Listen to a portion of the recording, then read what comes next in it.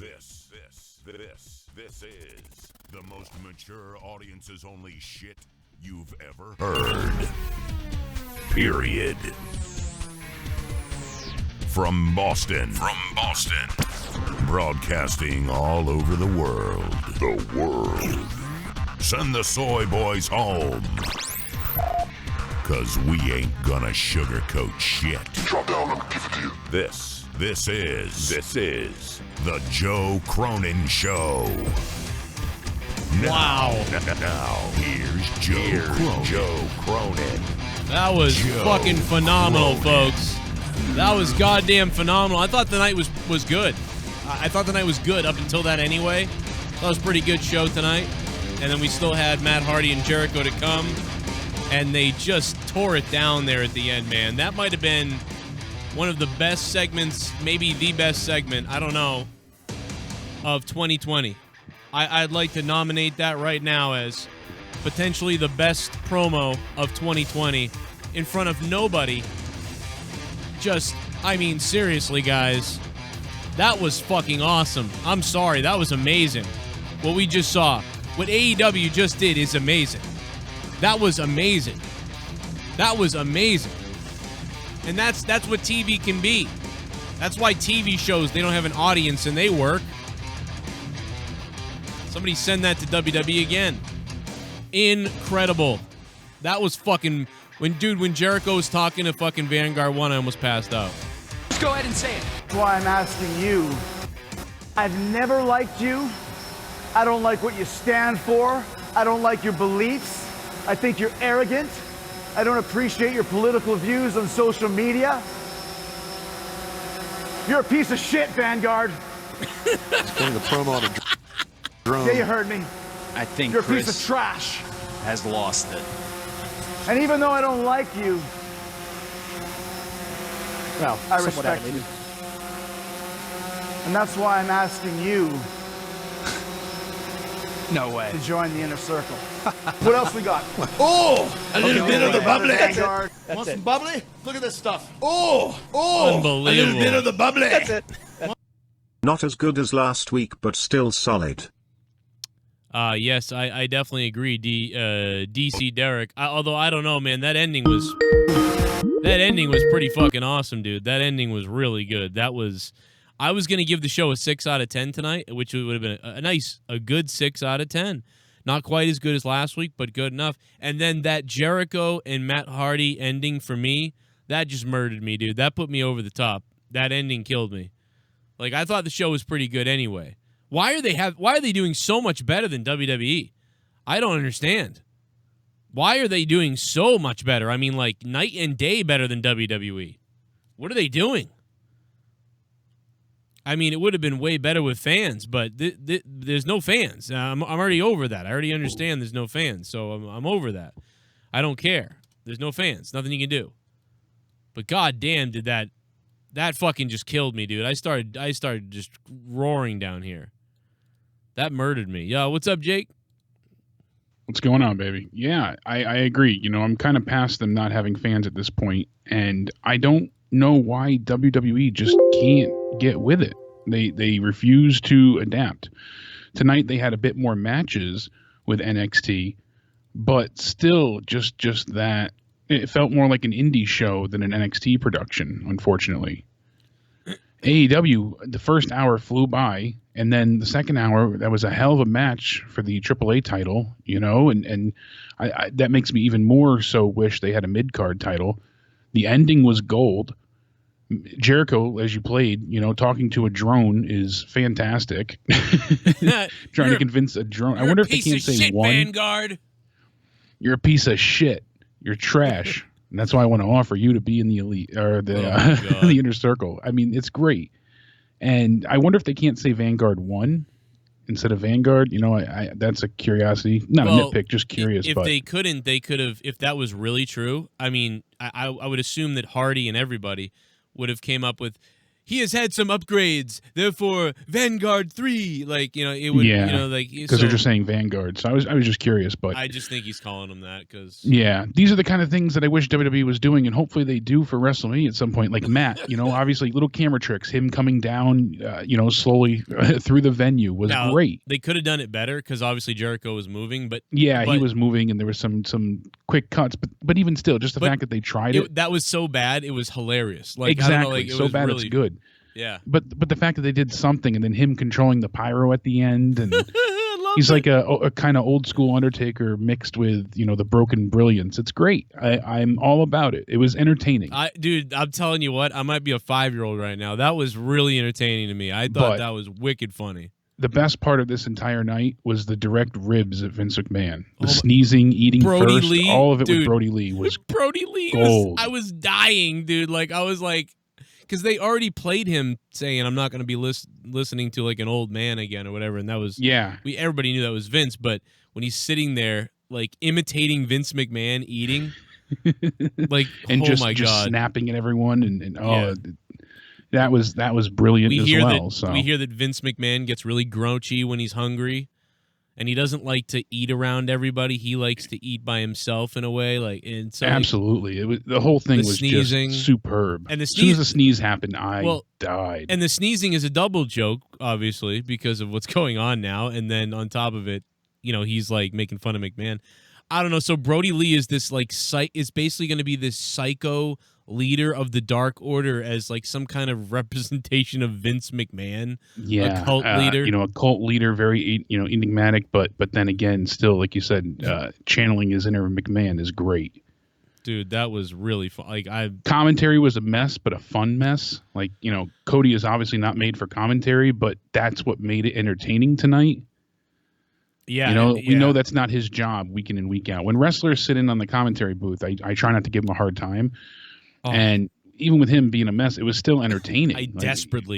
I wish I could have been there to be a heel on commentary. I would have had a blast as a heel on commentary, you know, to talk, because Tony's playing it straight, calling stuff pretty good. Cody's coming in with a few little move names and some like background on what's going on and whatever. Yeah, a few small jokes here and there. If we could have had a guy being like, you know, Cody, why would you want to be friends with a guy like Q-Tip Marshall or whatever this loser is? He sucks in the ring, you know, and then to go back and forth with Cody on that type of stuff. Like, oh man, if they had a heel guy, that would have been 100% for me. And Cody's bringing up Star Trek and shit, which I love. He was the best captain, you know. It was just, the whole thing from top to bottom was very, very enjoyable. It went by quick, nothing dragged. I mean, that's the problem with Raw currently is you're seeing this stuff, and then obviously you have the replays. I know they have an extra hour to tack on, but I keep saying that you know, Jake the Snake, his promo sitting out by the fire. I mean, he can still cut an amazing promo, obviously, but that type of vignette on location, it made it feel good. What was the only recap tonight was the Jackson injury, I think, you know, and even that was well done because of the way they, you know, fit it into the show. So all in all, they did a very good job. Yeah, man. What they used to do, and I used to not complain, but notice more so, was that they had a hard time making everyone feel important. If you weren't in the Elite or Jericho, you know, the Inner Circle, you kind of fell to the wayside.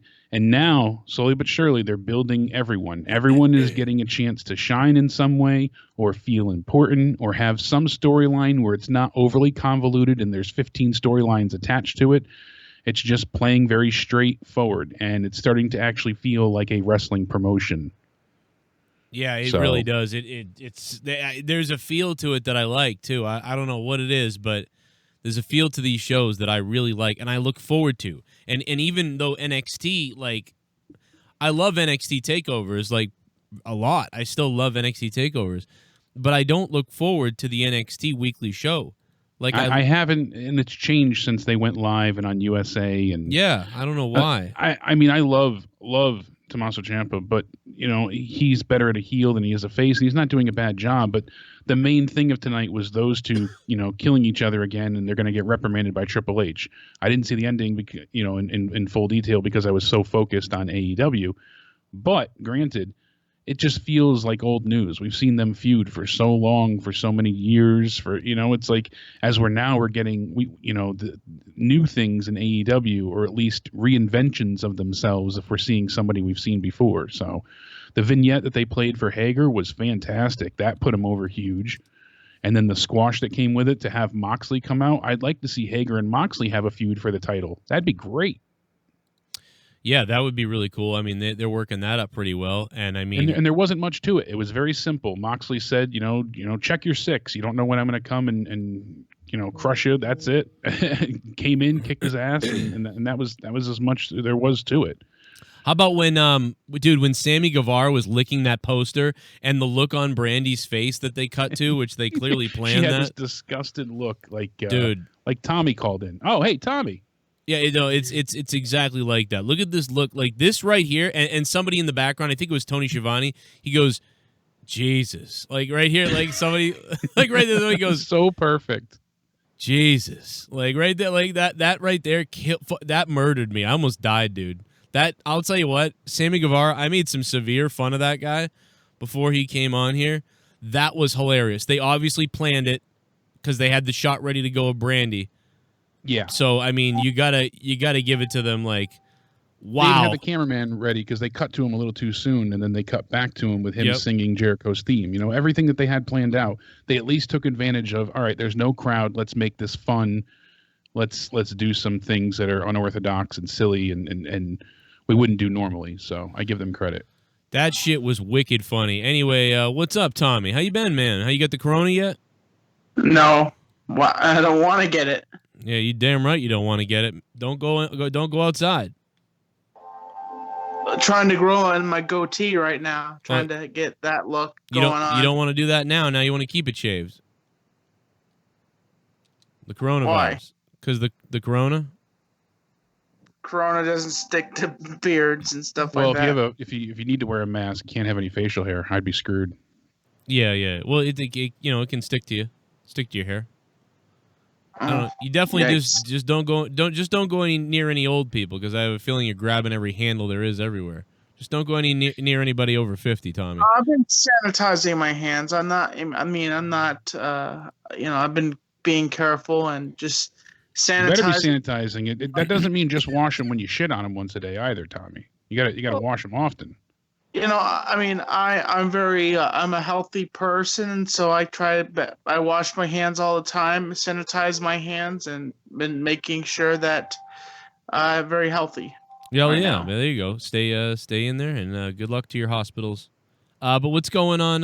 What's going on besides that? So you actually see AEW tonight, because that ending was great. Yes. Delete. Yes. Yeah. I thought it was excellent, and that Chris Jericho was deleted. Well, not yet he wasn't, but he could be. Oh, he could be, but I gotta say, I thought that it was a A-class show tonight. A lot better than a WWE show, and I like the fact that everything was just focused on the ring. We did see some shots of the empty chairs, but, there was just more darkness. You couldn't really see anything. It's just focused on the action, and I thought an A-class show tonight. It felt like other than the ending, which was hilariously over-the-top ridiculous, which I loved, but everything else mostly felt like, like a sport. It felt very sporting-like. It felt like like good WCW almost. That's the best example I can give you.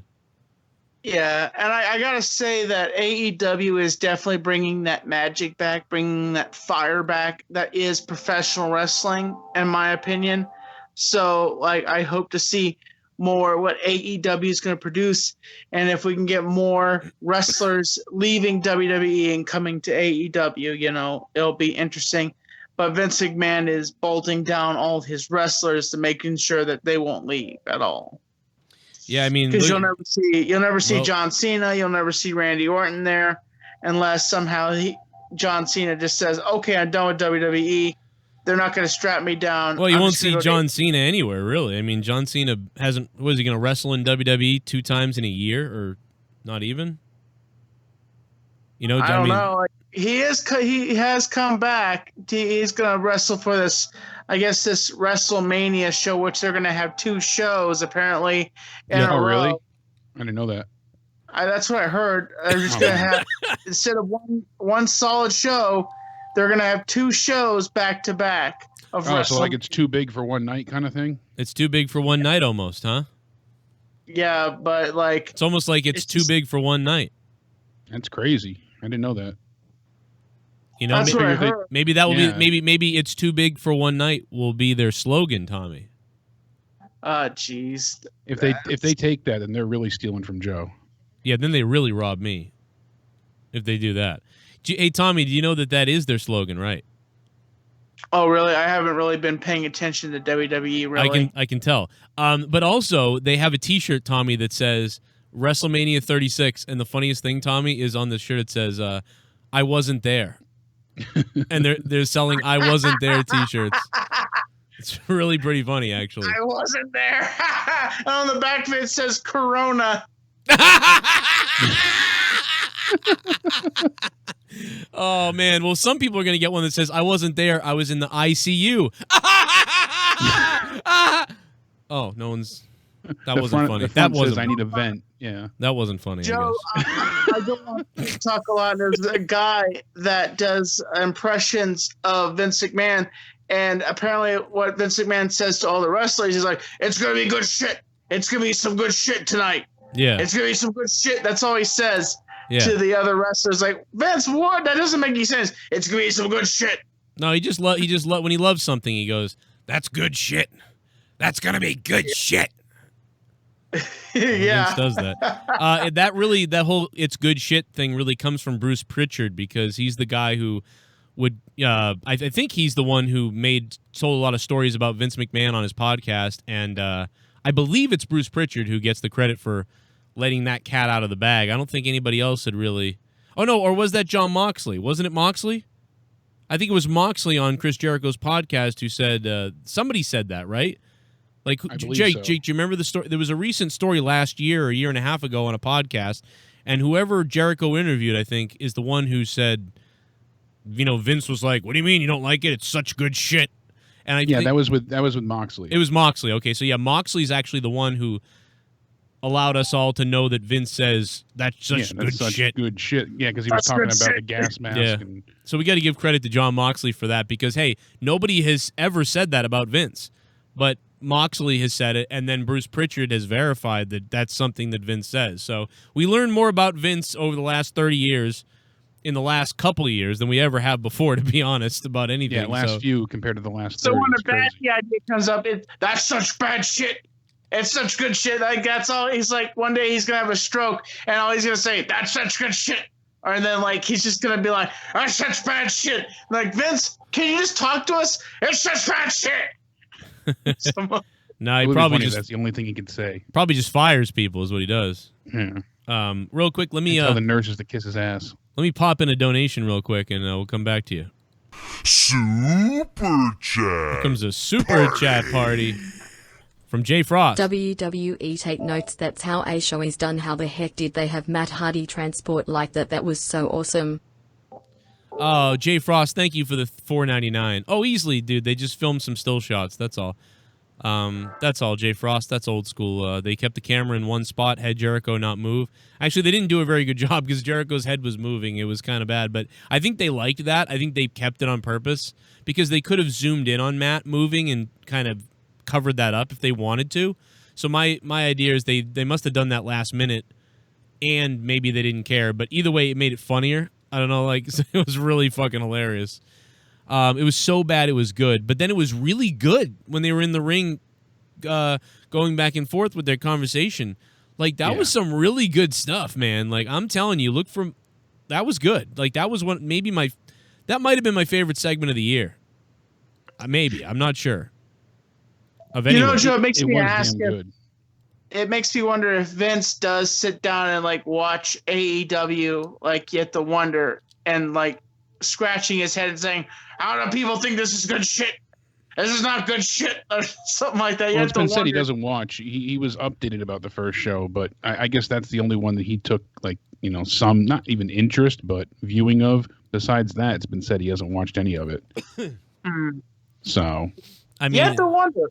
I mean, they got to be freaking out now because Orlando, Florida, the city officials there ordered WWE Performance Center to close. So, I don't know how much of WrestleMania they finished filming, but it said under the executive order announced by the mayor today, they said unless it's absolutely essential, you're forced to stay at home. So, this began at 11 p.m. tomorrow, actually. So I'm sure they're rushing to get whatever they can done by tomorrow. And then I guess they're worried now because they don't have a show ready for after Mania. So yeah, it's a lot to worry about on his plate. It's a shame what this virus is doing to all of us. It's ridiculous. Yeah, they said Mayor Buddy Dyer is about to start his stay-at-home order. So it seems like that's all but said and done at this point in time. So we know that part of WrestleMania was already taped.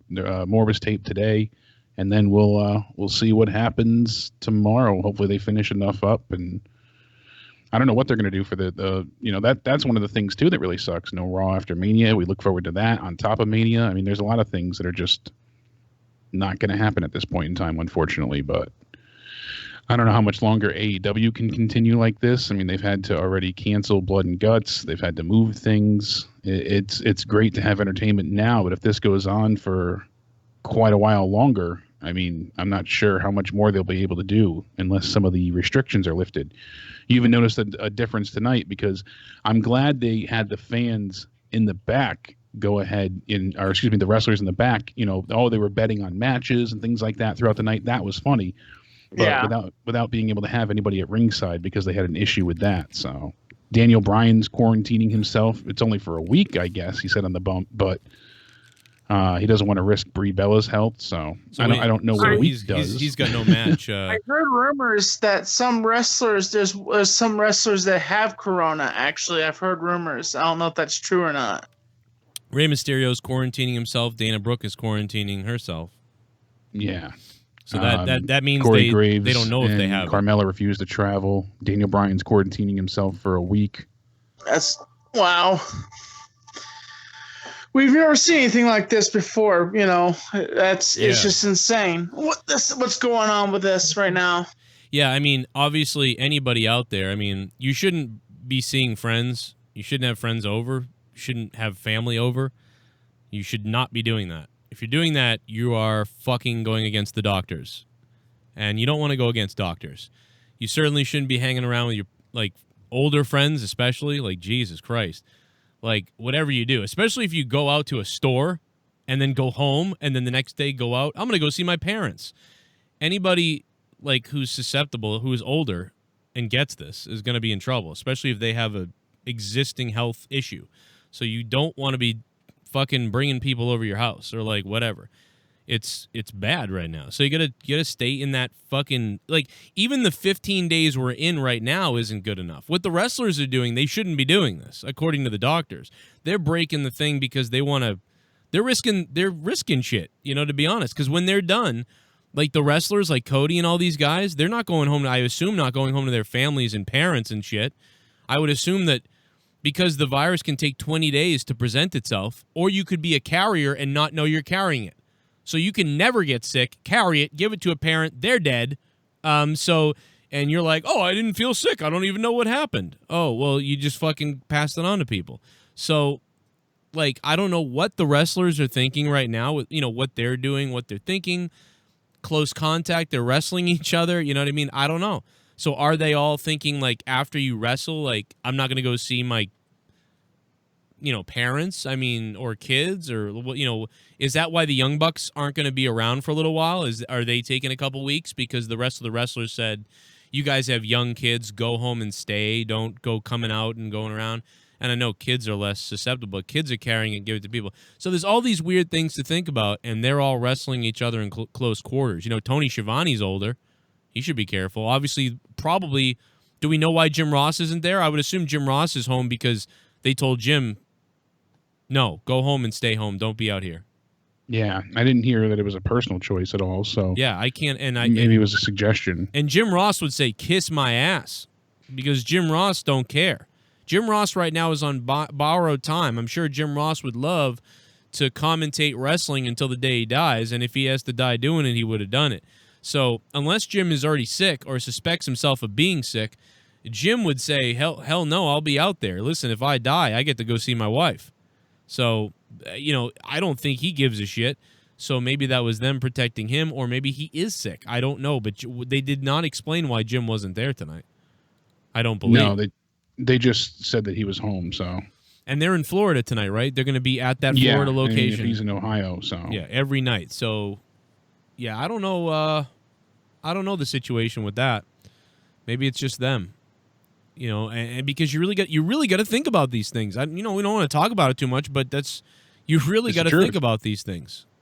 It's all I'm funny laughing because Kite Lime said have a 6-foot distance match. Yeah, it's like anybody breaks 6 feet, that's it. You lose. Yeah, man. If you study the science of what's going on right now, what you're doing is, what AEW is doing is, obviously wrong. But they're trying to entertain us. And listen, grocery store workers are all working. So AEW, if the grocery store workers are working, whatever, and all the hospitals and stuff like that. But yeah, so that's why you want to stay home to keep them good too. But yeah, man, it's going to be interesting to see how far this goes. If they're going to have to. If they're going to be able to keep coming up with content. To me, I think AEW will keep coming up with content because these are all younger guys, very brilliant, very smart minds. Tony Khan, all these guys have constant ideas, and they're all sitting down like a group of great writers. Like, Cody Rhodes talks about Star Trek. The Star Trek The Next Generation writers sat down and they created amazing episodes of Star Trek. WWE is creating just abysmal shit. These guys are sitting down and they're creating gold together, and Matt Hardy and Chris Jericho just know what they're doing, so you don't even have to do anything for them at all. They're taking what the guys did earlier tonight. They put on a good enough show for me to say, hey, good show tonight, man, with no crowd. That was better than WWE. But then Jericho and Matt Hardy came out there, and they put it way over the top. They pushed it over the top. I thought it was a 6 out of 10. Now I think it might be an 8 or a 7, just because I'm so happy with how hilarious that ending was. And then they had the serious match with Sammy Guevara and Kenny Omega for the AAA, the Mega title, and that was pretty cool. Tony Schiavone's commentary was interesting with Cody in a way, but it felt real. It was just unique because it's not, common. It was something. It was a treat in its own sense. Yeah, it was fresh to hear something different. I think maybe they could have used a third guy, and Kenny Omega I think is a corpse, but that's yeah. just, Kenny isn't much on commentary, but he's not the best on commentary. They obviously maybe knew that. I don't know. I think what they just they're threw him thinking. in there to have the angle at the end. So this way, who they needed and deemed necessary to be on the stage was already ready for the attack at the end. Right. Because they didn't have anyone else from the Elite come out. It was just those two. Yeah. Yeah, absolutely. So I think that's why they had Kenny just waiting. Tommy, what's up? What else is up with you, man, as far as wrestling or whatever? What's going on? Not much. Just been chilling, been working, and just been trying to stay healthy, sanitizing my hands, just staying positive. All right, you're still working at the store. I mean, I still work at a job, yes. You're still working, huh? Well, that narrows it down to you work in the essential fields.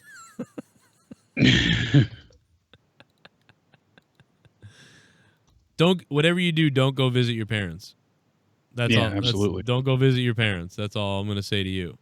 But anyway, who knew strip clubs were essential, Tommy? Right? Yeah. You see them; they're delivering food and dancing outside of people's doors. Those bitches got to dance. That's right, but they're serving food too. So yep, the Buffalo Wild Wings are rolling out the fucking. Well, it's not Buffalo Wild Wings, but it's Buffalo Wings are rolling out the delivery. Eggs and legs. Yeah, Tommy delivers on a bicycle.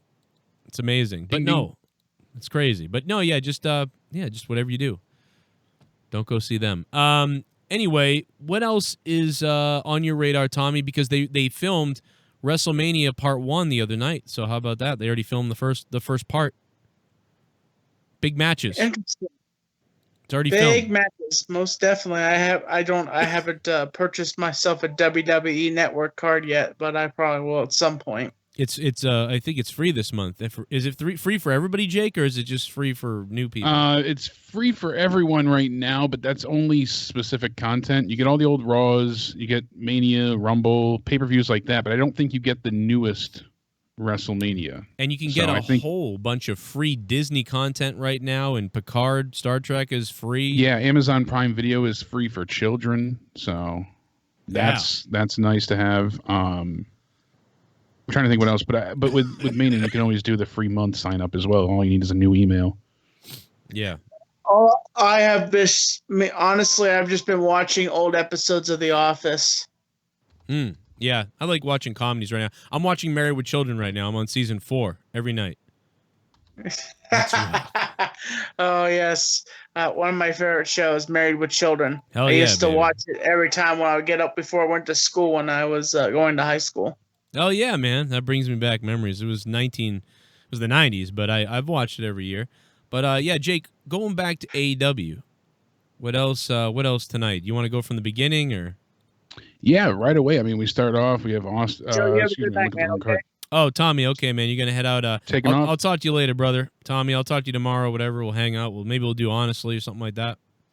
Most definitely. All right, man. Most def. Stay healthy, Tommy. Take care. You stay healthy and stay positive. That's right. Wash that dick. Ha. No, I'm serious. Yeah, clean that thing once in a while. Cobwebs. So we start off. We got Cody Rhodes, Jimmy Havoc. We didn't mention this match much, but a lot of good offense here. I mean, Cody still he gets himself caught on those ropes all the time. He's definitely gonna hurt somebody or himself.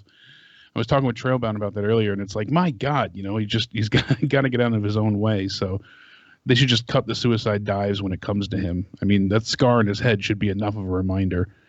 But yeah, they really tore into each other for a while. I like the fact that Jimmy Havoc's back on TV. I really love what he's done in MLW recently, and they had a good about 10-minute match. So.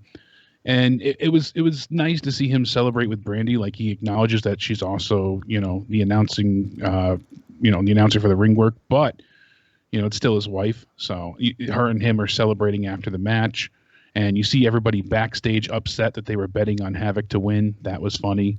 Yeah. But it was a good match. So. Yeah, I thought it was good. And finally, I mean, is this the first time he's been on the actual show since the Jimmy's seafood fight? Yeah, I believe so, since we saw him out there with the staple gun, I believe. I think Tony Khan was like, fine, I'll bring you back during this fucking virus thing. Come on back. Everybody else ran away. I guess we can use Jimmy Havoc again. Yeah, exactly. Hey, we got we got this issue going on. Who's willing to come in? Yeah, Jimmy Havoc's like, I don't give a fuck about anything. I've always wanted to die anyway. Yeah, pretty much. Morose bastard. So then we had a great vignette promo from Jake the Snake. Yes, that was fantastic. I Visually, really liked that. So well done again, man. They do these different location shots, like the Brody Lee stuff, the Jake the Snake Roberts stuff, the ending stuff. I mean, dude, this was pretty good. Again, yeah, no crowd. And he's saying how he's still got hospital bills from the last time he trained with Lance Archer, and he was calling Brandi Monica. I thought that was funny. He made fun of Arn Anderson, and he said, all I need is one meeting with you, and you'll trust me when I get that. So it's telling. I like what they're doing, and Jake can always cut one hell of a promo. So anything that comes out of his mouth, you believe. Dude, everything Jake says is like just... It's like gospel. Yeah, it's like, works. Everything Jake says is like gospel, and every last thing he says is like an extra bonus of amazing. Like, we're still getting to hear Jake Roberts in the year 2020. Yeah, crazy. Able to cut promos that give you chills in 2020. And that just reminds me, think about all the wasted years of Jake Roberts. I know. He could have been doing this for the Thankfully, last DDP stepped in when he did, Yeah, it's thanks to DDP, but it's also thanks to AEW, because Vince never would have given him this type of chance again. No, that's for certain. And this also kind of is, in a way, disheartening to me, because this is the kind of stuff we could be getting from Paul Heyman if he wasn't handcuffed to Brock Lesnar, Heyman's another one that can cut promos like, in a different vein, of course. It's not the same ilk, but he could be cutting these types of great promos for different people, and unfortunately we don't get that. So that still cracks me up every time I throw that up. Sammy's just a crazy bastard.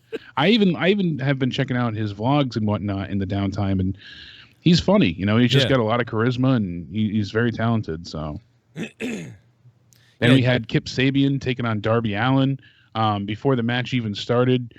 Penelope Ford comes out with Kip, and then there's Colt Cabana. We see him slapping Kip last week, and they made light of that. So I'm still curious because we didn't really get to mention it much for the week before. I wasn't here, but I wonder if they're going to turn that into a feud coming up. Kind of seems that way. Yeah, but that's interesting. So and they seem like they have a direction that they're moving in too. Like whereas after WrestleMania, I don't know what WWE they're mailing it in until they. Oh fuck! The turkeys! The turkeys are here! What if they filleted us? What if they killed us and ate our children? I need to buy that Corona toilet paper. Us? What if they filleted us? If the turkeys ate us? If they had to hate us? Thanksgiving was a little bit different. Instead, the turkeys ate us. They gobbled us apart. But first they'd eat our nuts, and then they'd eat our butt. The turkeys ate us. What if the turkeys ate us? They keep on eating our butts. The motherfuckers sluts.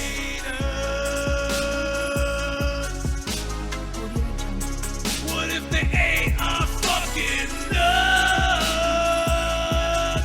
The Soundwave 92. What if the turkeys ate us instead of mashed potatoes? Instead the turkeys ate us.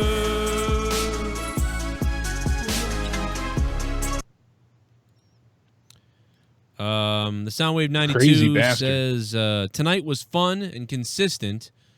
Tonight was fun and constant. Stabs at Vince had me in stitches. Kenny vs. Sammy was awesome, but there was not too many recaps, at least compared to WWE. Jericho and Hardy killed it tonight, and I laughed hard when Jericho argued with Vanguard. 7 out of 10 from the Soundwave 92. I'm going to have to agree with you. I was at a 6 out of 10, which was a great 6 out of 10 thumbs up from AEW tonight, and I'm going to give it a 7 because that ending was amazing. That may have been one of my favorite closing segments probably in a while of the year for sure. I can't think of... yeah, it was damn good. That was damn good. Soundwave is now the top donator. It was just exciting. Yeah, he wanted that title belt too. Soundwave had to chime in with those turkeys. Oh, yeah. Crazy bastard. Tommy B in the chat said, WWE brings in an old star, they get dissed. But AEW does it, and people love it, and that's funny. But it's not like we're criticizing WWE giving AEW a pass. What old style? It doesn't fit. What old style? Yeah, they brought in Goldberg, and he won the title. If Jake the Snake came in and beat, Moxley, it would be a problem. That's not even comparable. What are you talking about? That's the thing. Goldberg is basically Brock Lesnar, second guy. Jake Roberts delivers amazing promos on the mic. We haven't seen Jake Roberts perform like this in 20 years. Yeah, unless you have someone else in mind, Tommy. But even still, I mean, I don't know what he's saying. There's nothing there that compares. I mean, Goldberg. If they want to bring in people to be managers and bring in people to even commentate, guest commentate, or if they want to, anything like that, that's fine. But they keep bringing back legends and having them interfere in matches and win and get into these feuds, which does take spots. Even The Undertaker, he's 55 today. Today's his birthday, that old bastard. It's we're still hearing that we'll likely see him go over AJ at Mania. That's crazy. Yeah, I don't. Yeah, Undertaker still. Undertaker's definitely winning at Mania. AJ's playing this squirmy, dorko, asshole heel guy. Yeah, and it's just unfortunate that AJ has to lose at Mania. Probably wants to. I'm sure, because you're saying, "Oh, I'm doing the job. It's to the Undertaker, though," and yeah, he's still a legend. I get it, but it's just still a shame, in some way, shape, or form. Especially if this is all we get for months on end. That's the last thing you see of him. So yeah. Well, we'll see. But back to AEW. I mean, they're doing it right, at least in that sense. When they do bring in people, they're not wrestling often. I mean, we had DDP come in and wrestle. He's older, but it was one match, and that was it. And he still managed to make MJF look good in the process. Well, I think so that I don't think it compares. Yeah, I don't think it compares either. I mean, what Jake Roberts is doing is an outside character as a manager. He's portraying a manager. He's in massive importance to bringing in a new character. I mean, listen, Goldberg showing back up again is exciting, like in the ring. I don't agree with him being involved in the championship matches. I don't think it really helps too much right now. But, I mean, Goldberg showing up to wrestle one match or two here or there is exciting.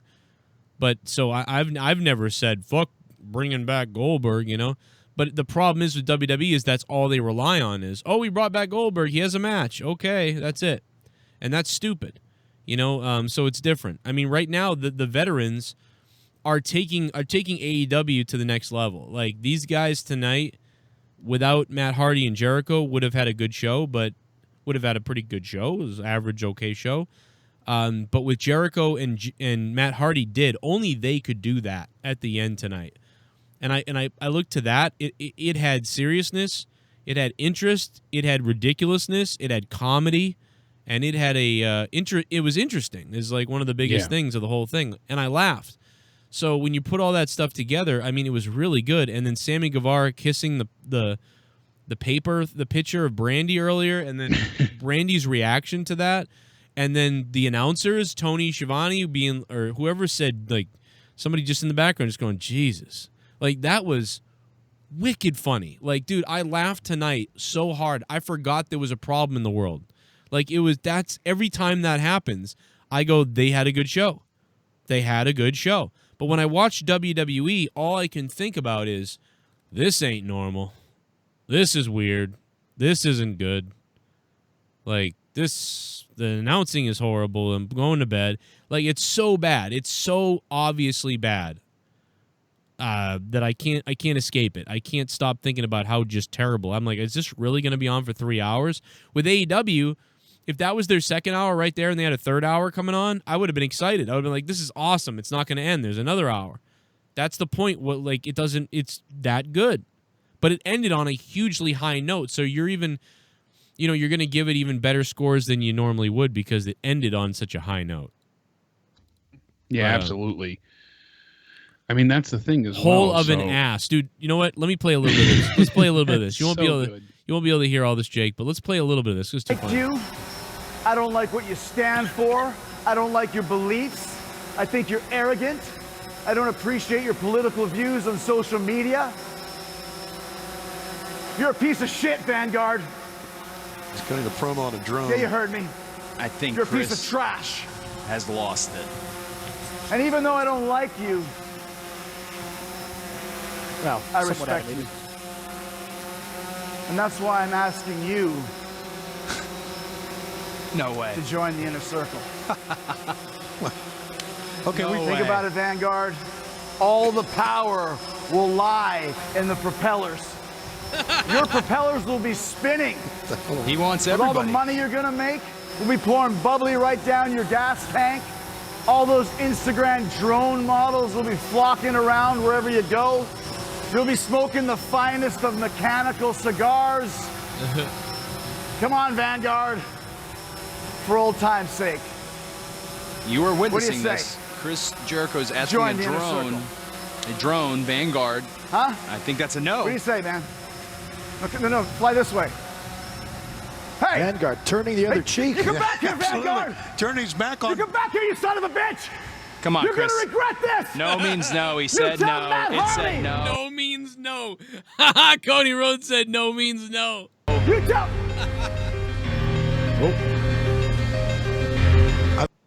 I for sure. I wouldn't. Let's just go ahead and say it. That's why I'm asking you. I've never liked you. I don't like what you stand for. I don't like your beliefs. I think you're arrogant. I don't appreciate your political views on social media.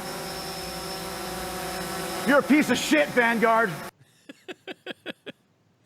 Oh my God, dude, just the little stuff. Even Cody on commentary was good. Cody goes, no means no. Like, these little comments that Cody made were fucking funny. Cody Rhodes was pretty good on commentary. There were times where I wish they had a third guy, but honestly, him and Tony Schiavone kind of did a really good job. Like, I mean, damn, they really did a good job. I was surprised by that. And Matt Hardy's song, yeah, I still haven't figured out if that's the song that we talked about years ago or if it's a new thing or what it is. I haven't looked into it that much, to be honest. I mean, apparently Reby was playing last week when he was making his debut, so... Really? I wouldn't be surprised if it's some composition she had created. Maybe. It could be. Could be all her. That's usually what he relies on for, you know, some type of theme, so... Oh, man. You're a piece of shit, Vanguard. Like, that shit's hilarious. Let me go to one more donation. Super chat. Super chat. Go eat a salad, Tommy. You could use it. Faggot, woozy face. You could use it! I'm surprised Tommy showed up tonight. I was very surprised to hear from Tommy tonight. That was very bizarre. Mike Amilto, thank you for the $2. What was that, Jake? I said it was random enough, but... It was random to hear from Tommy tonight. It was weird. Can't get him worth a shit on Monetize This at all ever again, but get him on a... Well, we'll see if he doesn't show up, because what's his excuse now since he can't go visit his family? Well, he can if he wants to kill them, but... Exactly, if he does, and you know he's just a real piece of shit. Yeah, you don't want to be going near your fucking folks right now. Especially if he's still working. Yeah, it's not that bad out there, but you know what's been happening everywhere is you don't know it's there for like 6 weeks when it is, and then you find out later. So that's like what, you know what I mean? You're on a 20-day delay here, so you're going to see more people out there with it than you thought were out there with it.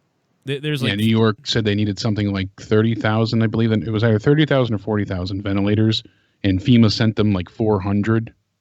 Yeah, 30,000. So, what the fuck? Yeah.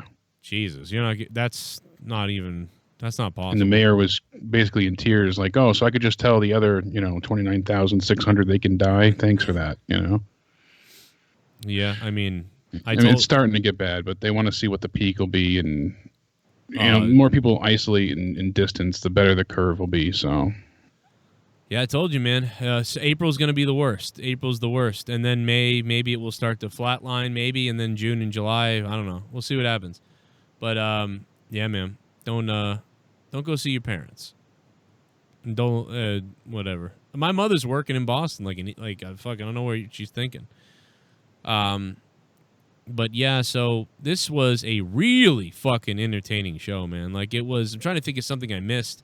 There was some... Yeah, I really did enjoy, I mean, even before that, just like I said, with Jake Hager comes out, does the quick squash with Chico Adams, but it all leads to Moxley showing up, who I didn't think would be there. With him not being cleared last week, he said, I had maybe envisioned that was kind of an excuse for him not to go ahead and, be around during this illness time, but that's not the case because he showed up, and I like, what they... had tried to, start off with those two tonight. So Hager, quickly gets out of the, gets a recovery from the paradigm shift and goes for the ankle lock, and Moxley gets out of it and flings him away, and it ends up, it swings the belt, and, Hager still teasing Moxley. So it's like, damn, these two, I could picture them really being that big hoss kind of bare knuckle fight match between these two. I think it'd be badass. Yeah, it'd be pretty cool. Do some kind of cage thing, too, might be interesting. Like barbed wire cage match. Oh, yeah, and we know they're willing to go there. We saw, the extent of which they did with obviously Omega and Moxley. So yeah, that was good. And then, obviously, we said everything with the Exalted One. And then Brody Lee comes out, takes out QT Marshall pretty effectively. And it was good to have Cody on commentary for that match because that is his best friend. And having that, really added another layer to that match as well. So he was very compassionate, telling, oh, the ref should call it. That's it. That kind of thing. So it made it more of a shining example for what Brody Lee can do in the ring. Won't be a Raw next week, not live anyway, Robin Banks says. I mean, yeah, there's a possibility there's no Raw after Mania. it really feels like it's possible WWE for the next couple weeks maybe could go into a sort of off period with replay shows. Yeah, I mean, we know it won't be live this coming Monday. Imagine that. The go home for WrestleMania will not be live. Yeah. So they're taping that, and then they taped Mania yesterday, today. They already had 1 or 2 matches taped already, I guess. So they'll finish it tomorrow, and then tomorrow by 11 o'clock p.m. Eastern, they have to close the Performance Center. So once that happens, I don't think they have a Raw after Mania filmed yet. That's one of the worries, as we saw in rumors at this point in time. So, yeah, and I mean that means, like you said, there's nothing's probably going to be shut down because they won't be able to go to the Performance Center for the next 2 to 3 to 4 weeks. We don't know. Yeah, and I don't think they can do anything in Stamford as well because we have the stay at home, stay safe rule in effect in Connecticut. So that's it's a shelter in place, but it's just a different name. Right. So it's thankfully no spoilers have come out for anything with Mania right now. I imagine if they do, Vince would, he's probably slapped everyone with some type of non-disclosure agreement where you can't say anything at risk of not only being fired but being sued. Even the talent. So. Well, what does that mean? Just think about it. What is this going to mean for AEW then? I don't know yet for AEW. I mean, this is as far as Florida goes. Where do they film AEW tonight? They're still in Jacksonville, Florida. It is in Jacksonville. Well, this is in Orlando, so I don't know if Jacksonville. I'm sure it'll follow suit for Jacksonville. So. Yeah, I mean, it's at Daly's Place, right? Yep. Yeah. Okay. So I don't know about Jacksonville. I haven't seen anything updated yet. But if Orlando does it, then I'm sure Jacksonville will follow suit. So I don't know what AEW will do, unless they can go somewhere else. They might be on an, and the thing is, at least WWE can show old content. They can go back. They can probably air WrestleMania for free. Break it up, do interviews, stuff like that. AEW doesn't have a back catalog really that they can go through that much of. So the only thing I can think that they could do is show some of the pay-per-views, but show the pay-per-views if they even can. Show maybe parts of the Being the Elite YouTube series. I don't know, what. They don't have a lot of stuff to go on. They'd have to show replays of. I mean, what do they have? How many shows do they have? Is 16 or 17 or 8, something like that? Yeah. So they could. I mean, it's just not feasible to do anything more than short term. WWE has all of their stars that they're using for Mania and whatnot. I guess rumor has it holed up in one hotel, all on lockdown. So. Yeah, I bet you they are. They're all in a hotel room by themselves. Yeah. Which has got to be really weird. Yeah, so I mean, it's chaos at this point. We really don't know who, what, where, or when. Yeah. And again, I told you I'm not a doctor. I'm not a scientist. I don't know a damn thing. But just based on what I'm looking at, like I said, pretty much all of April, wipe it out. All of April. Yeah. It ain't happening in April. It's not happening in April. Maybe in May you'll start to see stuff, maybe, but I'm shooting for somewhat normalcy in June. I mean, I think, but that's to me, but April is going to be the worst we've seen, and May I would think is the big recovery from April, but it's still going on. So, we're really looking at the next 6 weeks of this sort of thing. So, is AEW going to be able to, WWE has a vault of stuff they can put on, but what is AEW going to do if there's 6 weeks of this where they can't do something? I mean, Full Gear, Fyter Fest, All In, then what? yeah. Trump says Easter, but if he's having a good time at Easter, the New York hospitals won't be having a good time. Yeah, and he I guess when he said that, then he was conference afterwards with doctors and stuff, and they're saying not to say that because they don't want to give people false hope, and there's no evidence that points to that date. They're telling him he has to be more flexible. So yeah, he has no idea. That is crazy. I mean, I think he just said that. I think he said that just to get the stocks to go back up a little bit. Yeah, because they're worried about the market. Because so. he said all the stuff to put the people at ease before that, and that made the stocks go down. Now he's saying stuff maybe to put the stock market up. I don't know. That's just my potential opinion, but I have no idea. I don't know. Yeah, because if you look at the chart of where everything goes, where was that live chart, the live stats chart things? Those look those are amazing. So you know we're in the Italy phase right now. We're remember when Italy was approaching China? Now we're approaching Italy, and China's gone way down. So now we need to get through our spot where we're the top guys. We're going to be number one soon, and then after that, we're going to have to hope that we go down. But and now we're seeing southern equator areas go up, because it's getting cold down there in the other parts of the world. So now they're getting it more. Like here, where's the chart? One of these charts, they got a lot of these going down. These charts are crazy. March 2nd. I mean, look at South Korea. Think of the job South Korea has done, guys, everybody out there watching. South Korea has murdered this thing very well. Yeah, they got on top of it quick. South Korea. They set up like telephone booth, basically testing centers, and then here comes Italy and Iran, and Iran and Italy are just look at Italy just go crazy. It just gets wild in Italy, and look at us down there, the USA down at only 800 cases, 1,000 cases by March 10th. Look at Germany. We're behind Germany. We're behind France. We're behind Spain. Italy is pulling way away from everybody. But really, the cases are slowing down tremendously in South Korea and Iran. The cases are slowing down there tremendously. Spain is overtaking South Korea. South Korea is slowing down. Italy is running away with this damn thing. The USA is starting to roll now. France is rolling. USA is really rolling. USA takes over France. This is like the new race right here. It's the new Olympics, everybody. March 19th. Look out. Spain now takes second place, trying to catch up to Italy, but who can catch up to Italy? Nobody can catch up to Italy as far as coronavirus goes. My goodness, wait a second. The United States out of nowhere. The USA pulls way ahead of Spain.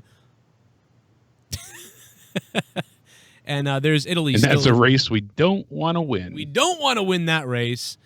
Italy That's something you damn don't do. I mean, Christ. So, South Korea able to calm it down, able to shut it down. China was able to shut it down a while ago. China's not even on here. Iran, pretty good effort in Iran. They're still working hard. Germany's still working hard. They have a problem, but they waited a long time. Spain still struggling. Italy, and we're rushing towards that. 60. Everybody who takes over for the other one goes up higher, if you haven't noticed, as the virus moves. March 22nd.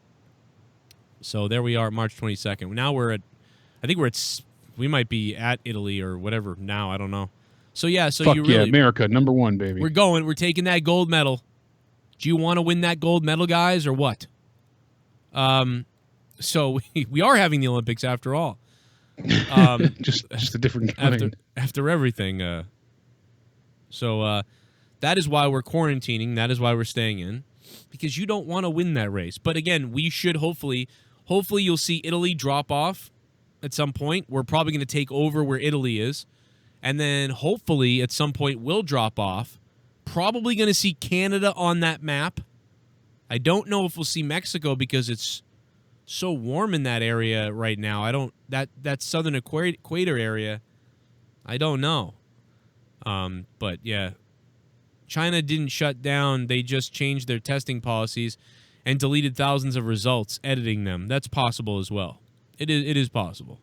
We don't really know what China is a bad measuring stick. South Korea is a good measuring stick, though. South Korea is promising. And everything they've done has been exponentially, greater than any force we've seen anywhere else. Yeah, AEW should just go to Mexico. Just set up shop in Mexico. Go down. But, of course, the Mexicans are scared of us now, though. So bring all the Americans down. Bring all the rings. Bring everything down. Quarantine for 30 days. AEW quarantines for 30 days. They play replays of Dynamite for 4 weeks. 4 weeks of replays. AEW stars and wrestlers all quarantine for 30 days and stay away from anybody. Then on the first couple of weeks shows, they only wrestle each other. And then they all get tested. And once they're good to go, then they mix in some AAA and they do some business. No problem. Boom. I solved the problem. Let's go. Bam, baby. We're going to Sounds Mexico. Good. Todos los días. Buenos noches. Lucha Libre. I don't know. Yo soy tu papi. But yeah, so I give tonight a 7 out of 10. Jake, what else? So what other thoughts do you have tonight about AEW? I think we covered just about everything. I mean, Guevara and Kenny's match was fantastic. 23 minutes in all. I really loved how at the end, you see the first V-trigger happen and, Guevara's near the ropes. Kenny's exhausted, can't really get there. Gets the second V-trigger, and then Guevara, when he's getting him up to go ahead and go for the win, starts biting his hand. I love that. That was such a great heel, tactic to pull out, when they target the injury and things like that. It was just a really like, oh shit moment where I thought, hey, Guevara might get this. He might have this. And for a moment, I really had hoped he had won the match.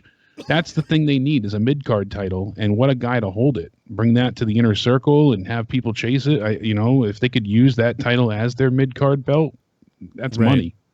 Yeah, I think it was. That would have been great.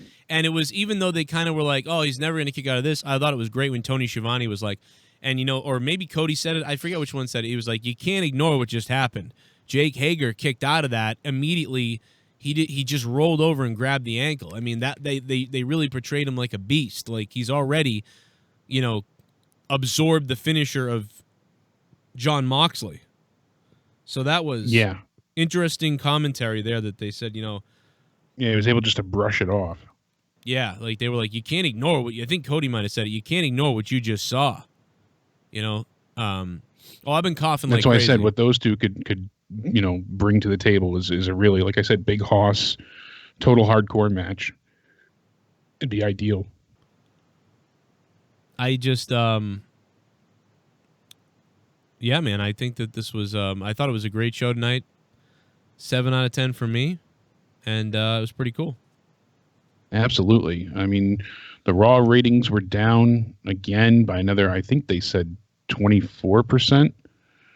So, I mean, that shows I'm dying to see what AEW gets because they were almost at 1 million last week. I mean, it's close. So I was hoping that maybe this week they do break the 1 million with people knowing definitely, people didn't know Matt Hardy would be there surely last week. So with him definitely being here, the Exalted One, still more curiosity about what's going to happen now that they have no audience. I hope they do go ahead and break that 1 million. They should be that each week. So. Yeah, I don't think I have the corona, but 5 people have it in my town. So yeah, we've got a few here now, definitely confirmed, and they still haven't been able to test as many people here. So it's disheartening to hear that, but hopefully that changes soon. Apparently, on the WWE side of things, night 1 is going to be main evented with the Raw Women's Championship. It's going to be Becky Lynch versus Shayna Baszler. Baszler also put herself in quarantine voluntarily just so she won't have a reason to miss the Mania match. So good on her for doing that, I guess. But I take it as 2 main events since it's 2 nights. Same thing with like they did with Wrestle Kingdom. I don't view it as having just 1 main event to this Mania. So with that happening, night 1 being supposedly rumored to be led by Becky and Shayna, I take that as Becky having another year that she main events a Mania, Right. I'm surprised. I mean, I really figured it'd be Brock and Drew the first night and probably Roman and Goldberg the second night, but that's apparently Brock and Drew are going to be on the first night as well from what I'm hearing. So right. Brock and Drew on the first night. On the first night. I mean, things could flip and change, obviously, and there was no spoiler before either with The Undertaker. That's just safe assumption. You know, The Undertaker typically does not lose at WrestleMania, so that's what I'm going off of. There's reports that The Undertaker's going away afterwards and going to come out with some new gimmick. I don't buy that. And there's, you know, that AJ will win. There's also reports that The Undertaker will win. You know, I'm avoiding spoilers like coronavirus, so I'm trying to make sure I don't get any of those sent to me. But honestly, that was just pure assumption that The Undertaker would win. I mean, it's like the Globetrotters, I always say, hard to bet against. Yeah, no, absolutely, man. But I'm curious the rest of the way they end up splitting this card, because they keep adding matches occasionally too. I had heard earlier today that they might even add another match or two to the first night. Yeah, what are they doing? And there may be someone last minute that has to leave, you know, or decides they can't do it or whatever. I don't know. One of the most recent things I heard is they might add a match just so Samoa Joe could wrestle at Mania. Yeah, because they got an open spot and he can come back. Yeah. That's weird. So they're just kind of throwing things together. And, you know, we were hearing before, PW Insider said I was told to expect more matches to WrestleMania, believe it or not. You should expect some sort of random zany matches announced. That's what I was told earlier today. So, by the way, we'll see what happens there. I want to put something into perspective. I don't know what this means. I'm not going to say it's the same because it's not. People are commenting about this in the chat. I'm not saying it's the same. It's not. I'm actually, you know, taking all the precautions you guys are and doing the right thing, because you don't want to get sick with the flu right now, because now if you get the flu, you're going to think you have corona. In fact, 70% of the people that are at hospitals getting tested and stuff, they don't have corona. They have the flu. So, or they don't have anything or whatever. So that's why we need to be careful about everything now, because now there's so many people going for the other stuff that it's just off the chart. But imagine if we flipped the corona with the monitoring of the flu. Imagine if we monitored the flu the way we monitor corona, and we hyped up the flu instead of corona, like you flipped it. Yeah. Then we would be talking about this. 9.7 million cases of the flu right now. 4,800 deaths. You know? Yeah, that was up to January 4th. I mean, probably more by now. Yeah, this is January 3rd. This is back in January. But how many are dead of the corona? Was it like 16,000 or 12,000 or something like that? I don't even know. I don't have the exact numbers in front of me, but either. But it's like, but yeah, you could really hype up the flu in a similar way, and be like, look out! But no, the corona is killing more people. Like the percentage. Yeah, that's the thing. Yeah, it's you're more likely to die from corona than the flu. So yeah, and there's ways to treat the flu, Tamiflu, vaccines. You know. Yeah, there's all kinds of things. You probably have some kind of immunity to it already, even if you get the new version of it. You know, but not the corona deal. For the people that are wondering about the comparison or whatever. Yeah, Courtney's cousin got taken to the doctor, and when they got there, you know, they oh, fuck. Oh, it's gritty.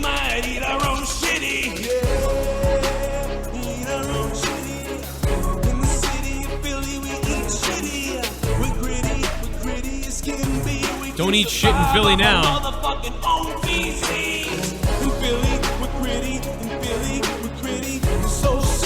We'll eat our own shitty in Philly. That's why our mascot looks like a... I'm just going to say this AEW is killing it right now. That promo between Jericho and Hardy was awesome. Felt unscripted, raw, and passionate. Absolutely, man. Kalel Bama, thank you so much for the $8, Kalel Bama. Much appreciated, bro. This was a fun show tonight. It was very fun to watch. Very fun to watch. So, Kalel Bama, thank you so much for that, man. Look at Gritty. I miss hockey. The goddamn Boston Bruins were in first place. God damn it! What do you think of all the simulations going on? You know, like NASCAR had everybody using basically video games to race recently, and they have different, you know, like NBA teams picking a player to go and face each other in 2K, and they're simulating other sports, and I think it's pretty funny. But finish the NHL season on NHL EA Sports. Like one player from every team gets in a playoff bracket and then they play each other to decide who wins the cup. The Bruins. I like it better when it's just simulated because then it comes down to the computer, not talent. You know? I agree. Then it's not the skill of each guy. Trump says country will open before Easter. Yeah. Trump looks at the sun during a solar eclipse or whatever the fuck. I don't know. Jay Frost, thank you. Hillary said that the other day, and I tweeted at Hillary. I said, I just tweeted Epstein. Like, you fucking Hillary fucking idiot. Yeah, Courtney's cousin went to the doctors, and then the doctor didn't do any tests or anything, just looked at her cousin and was like, oh, you have the flu. So then finally her parents argued, and they tested her, and the flu came back negative, but they won't test her for anything else because she's not near anybody confirmed. So. Oh, yeah. Yeah, you got to be near someone confirmed, which is stupid because... But the flu test is negative, and she's got all the symptoms, so joy. But it's so dumb because what if you were doing something and you caught it from somebody? So, like, why would you fucking know? Just test them. If you knew, then you wouldn't be doing it. Then you wouldn't do social distancing. Like, if you're doing social distancing, it's because you can catch it from anybody. So if I can catch it from anybody and I think I have it, then why the fuck don't you test me? But here's why you don't get tested right now is because... You just don't get tested until you get to the stage. That's what it comes down to. You don't get tested until you get to a stage. You know what I mean? Like you get a fever. If you get a fever or a headache and your fevers are breaking, you're okay. If you get a fever, a headache, and then you're coughing, and then it's when you get to the shortness of breath, which I've had, but for like 30 days because of my anxiety. And I've had the coughs. Now I've got a cough, but I get a cough every year at this time. So like I'm not at the point where I'm looking to go get help yet because I've got a dry sort of wet coffee thing that's going on, but I've had that sort of thing, but I have been out, so I don't know. So I don't fucking know. If they had, tests available, I'd probably go get one. But right now, because it's not viable enough, I don't know. I'm just assuming my body will take care of it, hopefully, even if it was something. I don't know. Leah was sick a couple weeks ago for 2 weeks. For 2 weeks, Leah was sick a couple weeks ago. Finn, my son, was sick a couple weeks ago as well. He's still coughing now, like, but he's over that sort of thing. The other two kids haven't shown anything. What are you going to do? There's no fucking test that I know about. So, and if anybody was going to have it in my family, it'd be me. So if I had it, I'd assume the whole family had it at that point. But yeah, pretty much that's what you have to assume, so. Yeah. So you need a test when you get bad. Like, you need a test when you get to the point of, like it's really hard to breathe, or, like, my fever's getting horrific, or you're feeling like... you have a bad fever. And... It's getting really bad. Then you need to go get, But if you do come into contact with somebody that had it, then that's another reason to get a test. So there's the two reasons to get a test is, you're getting... The only way here you can get tested most often is... is actually knowing you came into contact with somebody confirmed. And then you have to verify who it was. So yeah, and then they're going to look into it.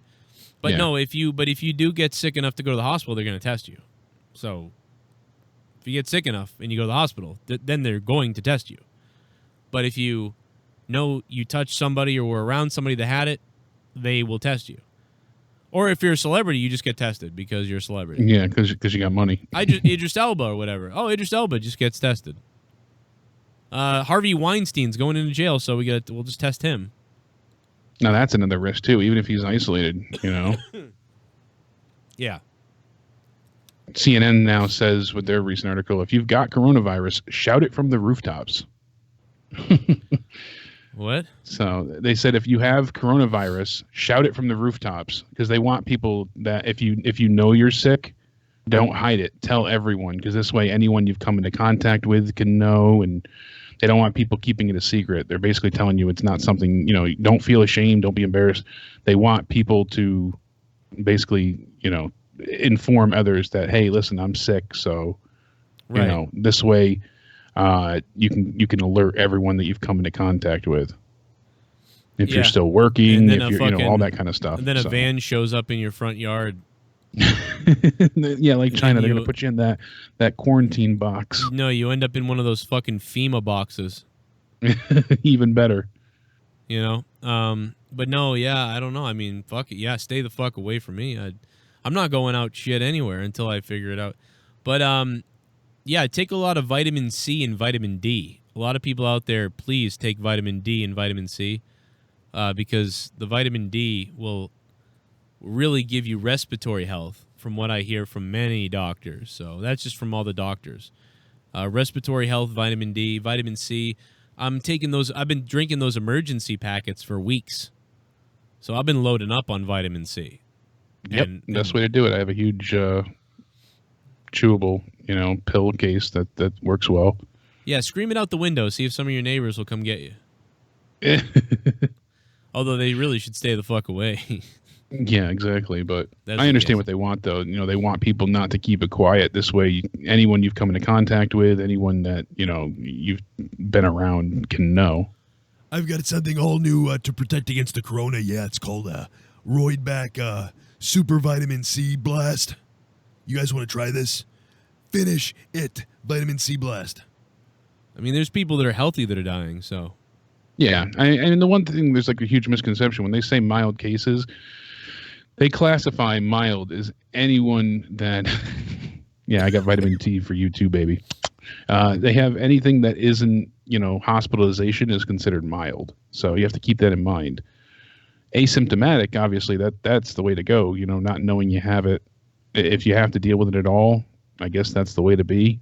Yeah. But mild cases just means you're not in the hospital in critical care. So there's ventilator, ICU, and then there's hospitalization, and then mild cases, and then asymptomatic. So check out this doctor who had it. Look at this guy. Very relentless disease. It grabs you, and then you sort of get better, and then it comes back, and then you sort of get better, and then it comes back. So I'm in that phase where I'm running fever every night for the last 4 or 5 nights, and that's a doctor right there.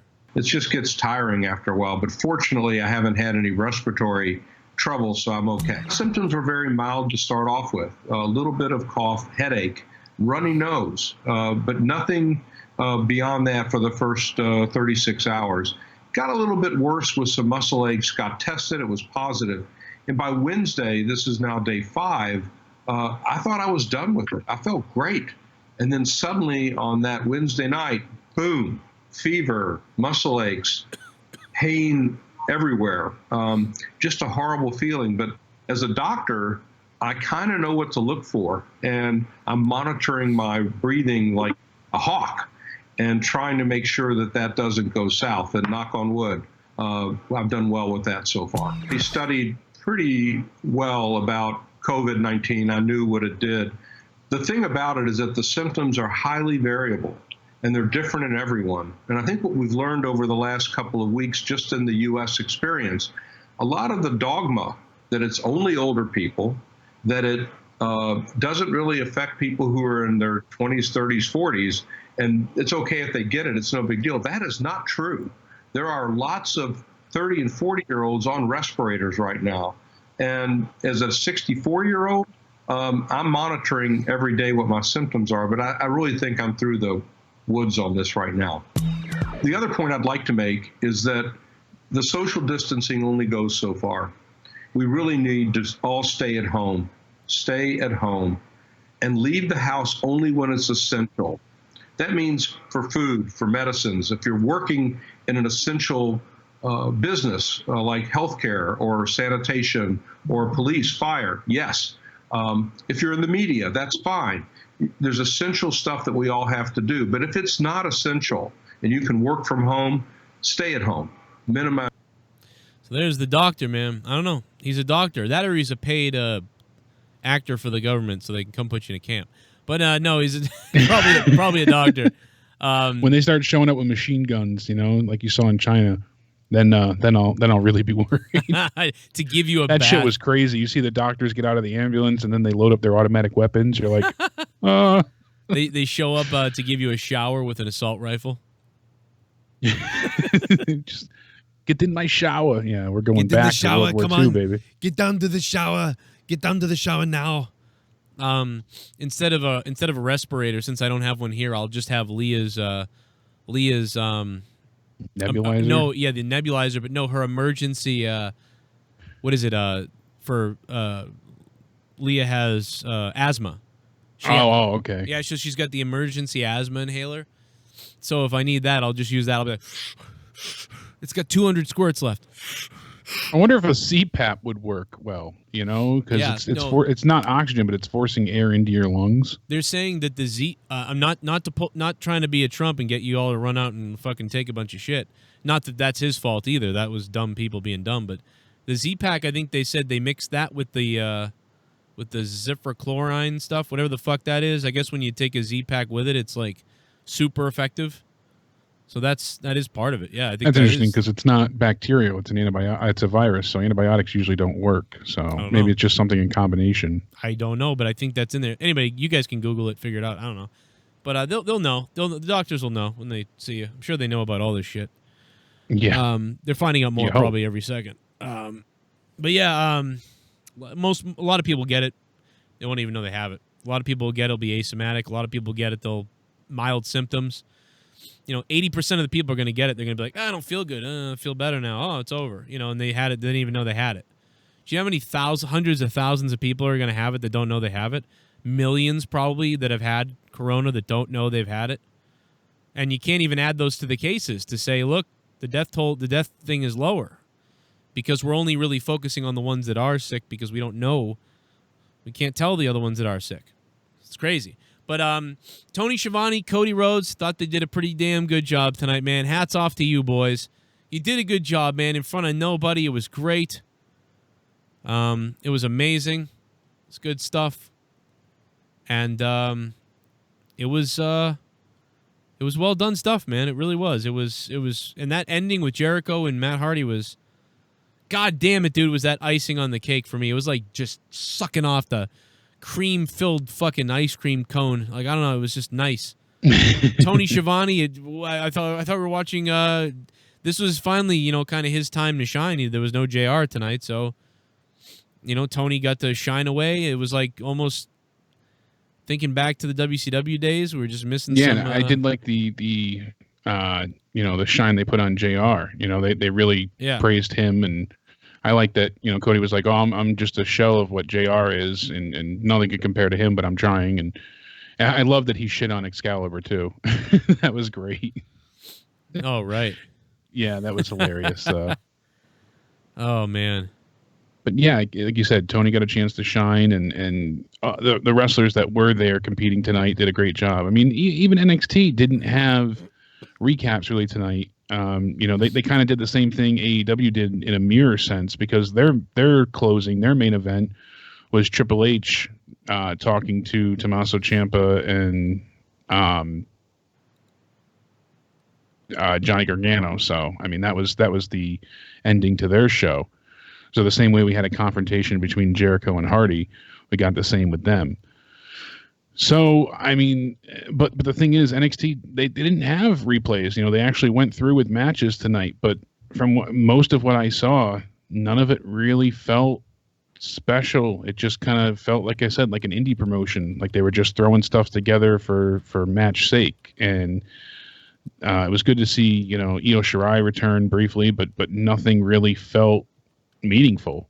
Most of it was just passable and blasé, unfortunately. So hopefully they can get themselves back on a schedule. I have also heard that since they're not doing TakeOver, the plan is to have some of the TakeOver matches on the weekly NXT shows. And that's what I was saying to do for Mania. So, I mean, that's not a bad idea, but we'll see how much they got recorded because if the NXT or the Performance Center, is going to be closed, then I don't know what they're going to do. Yeah, I don't know. They're going to film from the homes of the wrestlers, man. I don't know. Yeah, I mean, at least AEW only has the one show a week that essentially they would either be missing or, not able to do anything but recaps with. But WWE, you're talking, how much time? Come on. So yeah, it's what, almost 10 hours a week that they're going to have to fill in for with no wrestling. Yeah, I have no idea what they're going to do. I mean, I'd be in favor of, honestly, them putting old pay-per-views on the whole night and just sitting there and being like, oh, tonight we're going to have classic In Your House 1996. And that would be fun to come on and review, like In Your House 1996. Like, I'm serious. That would be the best bet to me. But if you can't really do much, I mean, might as well play old pay-per-views from the 90s and stuff like that.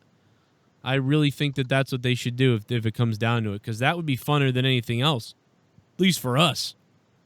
And I don't know. I think it would be funner for everybody because you wouldn't know what was coming next. Okay, here's 1989, here's 1995, here's 2009, here's 2013. We don't know. You don't know what they're going to come up with next.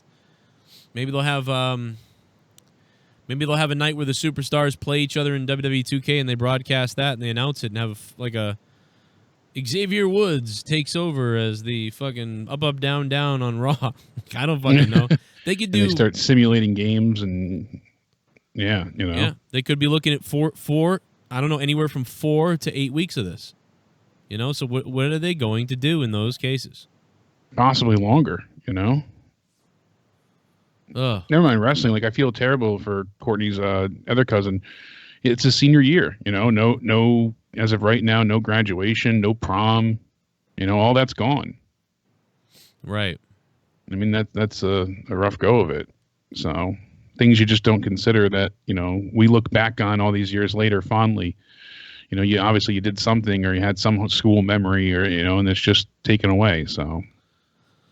Well, let me play a couple more donations here, and then I will put something on for everybody. Let me see here. Super chat. Aku. Achoo. The Goon, thank you, Goon. Dude, that Vince McMahon stab was so fucking hilarious, dude. That shit was What else we got? great. Oh, a little bit of the bubbly. That's it. That's Want it. some bubbly? Look at this stuff. Oh, a little bit of the bubbly. That's it. Hey Joe Jake, did you guys watch the Benoit documentary? That shit almost had me tearing up #him a pussy. Absolutely, we did. Broken Line, we absolutely did. We talked about it the other day, actually, but it was good, man. Soundwave is the champ right now, by the way. Broken Line, thanks, man. It was good. I actually have to watch the rest of it. Part 2 is out today, so I haven't watched the rest of Part 2 yet. I got to watch that with Leah. Watch the Part 1. Oh, really? Oh my God, it's so emotional. Oh, maybe I won't watch it. It's a hard get.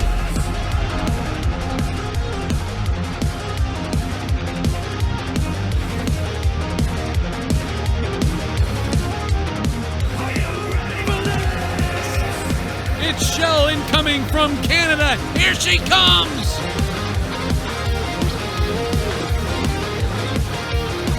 Are you ready for this? I lost it when Matt Hardy called Jericho hole of the ass LMFAO. Yeah, he called him a hole of the ass. That was fucking hilarious. That was great stuff, man. That really was good stuff. Well, 7 out of 10 from me. Shell, thank you so much for the 1150. Thank you, Shell. Thanks to everybody who was dropping a couple bucks tonight. And everybody's been really badass and helping support the show, subscribing to Patreon, all of it.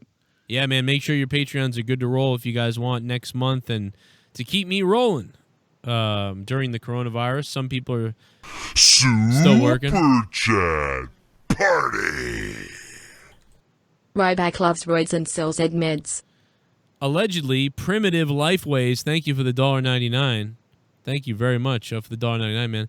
So, Jake, I'll let you get out of here, man. Any closing news that you want to mention or talk about at all? We will have Out of Nowhere tomorrow. We'll put together some hell of an entertaining show no matter what for you guys. And before that, I'm working on it. I got a clear last-minute logistics issue with YouTube. We'll see. It should go through, but my goal intended is to do a movie night with everybody in the great JCS Army. I thought it'd be a lot of fun. We'll do it in the vein of Mystery Science Theater 3000. We'll do it in that kind of style. So we'll get a few people together. We'll comment over it, and we'll all watch a movie together. So it should be fun. If it's going to happen, I will send out a tweet. If not, it will definitely happen next week. But I'm aiming for it to go live tomorrow, 8 o'clock, my channel. And then you can catch the replay on Joe's Patreon. I'll send it his way. So I doubt I'll be able to keep it up on the channel, but we'll see. So, but it's just a goal to get everybody together, grab some snacks, hang out, and have some fun, get some laughs, and then it'll lead into Out of Nowhere. So it'll be a great time. Can I masturbate while watching? Oh, absolutely. That's almost required. Like, I want people to hear They have to be able to hear it. You got to mic yourself up, up top and below.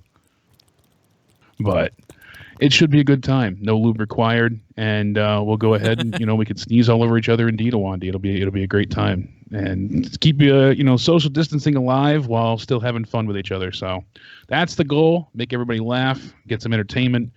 It should go off without a hitch. I've worked some things out. Like I said, just got to do a little last-minute logistics with YouTube, so we'll see how the stream works. But I'll let everybody know by a tweet tomorrow morning, and we'll see what happens. So, Joe, thank you as always. I agree with you for a 7 tonight. Really entertaining show. Matt and Jericho certainly killed it. Hopefully they can have a show next week, and then I will see you for Out of Nowhere tomorrow. Hit me up on Facebook. All righty, baby. You got it, man. Thank you, Jake DeMarco, you sex beast. You sexy son of a bitch. Thank you all. Stay Love sexy, and more importantly, stay healthy. Hell yeah, baby. Thank you, Jake. Love you, buddy. I'll talk to you on Facebook. And I am ready to roll, man, on my privates, man. Let's go flashback right now. What's up to the chat? 69 in the chat. If you are hard and heavy and ready to go, baby. We have Cody Rhodes, Brandi Rhodes here with us. I am excited as I'm in Boston and was very excited when I saw this on the schedule. How do you feel about the first time AEW being here in Boston? Well, I know that we're particularly excited because Boston's just a great city and a great country, and we've visited here with different companies, but also the added fact that it's sold out and it's such a kind of ravenous crowd. It's going to make for great TV. Yeah, no, absolutely. With the excitement around here, it hasn't been like this in a while. I haven't felt like this in a while. I'm 35 years old. I've been through a few different times in wrestling here, and the buzz in Boston and the buzz around here is probably similar to the buzz you're feeling everywhere. Right off the bat, I just want to ask a lot of questions that the fans are asking me to ask you, and I want to get right into what was your reaction hearing AEW chants on a different brand's pay-per-view the other night? I mean, when those come up, I wasn't watching the pay-per-view, but when those come up, everyone, your phone starts blowing up, and your social starts blowing up. Whenever the crowd chants something, whether it's boring, whether it's the promotion, whether it's your name, it means they want to be rewarded with something. That's just kind of when you're in the ring, wrestling 101, and we know we want to reward them. So it was flattering. I wouldn't be one to gloat about it, only because I know that one of the guys in that match got concussed, and this job ain't that easy. But nonetheless, whenever we hear those chants, it's more validation that what we're doing and what we've been saying about this market existing is real. But that also means there's a massive thirst for your product. I've had so many, you talk about social media, so many people in the California area are like, is AEW going to come to Sacramento now? And that's, are you looking into that now because of that situation? Well, we were looking into it already because we're just, if you've seen the announcements, like we have Dallas tickets going on sale this Friday, we're moving our way across the country. That's how these trucks work. It's all, right, new to me, but from a production standpoint, we logistically do that, and so we can, cost effectively come down the Eastern Seaboard, hit all these great places like Boston, and then work our way across literally I-40 and head into the West Coast, and then work our way up over there. So for sure, it was already on our radar. It's a great wrestling town. Right. How did I know you guys have answered a lot of questions about this, but how did Brandi get the idea? Was it just Brandi's idea of making the AEW sensory and for autistic fans? Where did that idea come from? The idea actually came from the organization that we partner with. They're called Culture City, and they're geared towards making as many experiences sensory inclusive as possible. So whether that's events like, sporting events like wrestling or games, or going to concerts or zoos or even museums, they're committed to trying to get as many buildings as possible to be.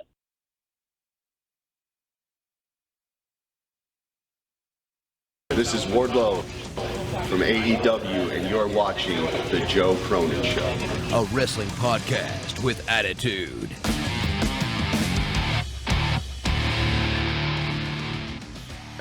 Yeah, we're here at AEW, man. This is the first time ever being to an AEW event, so I'm pretty pumped up.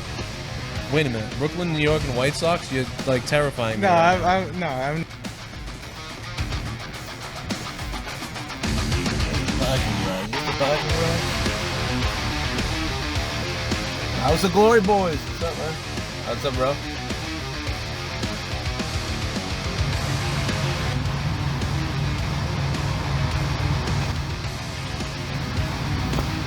We're outside the Aganis Arena right now with Dan Kennedy.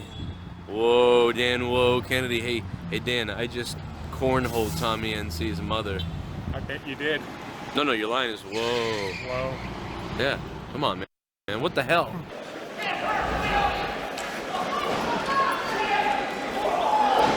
Back down, Janela!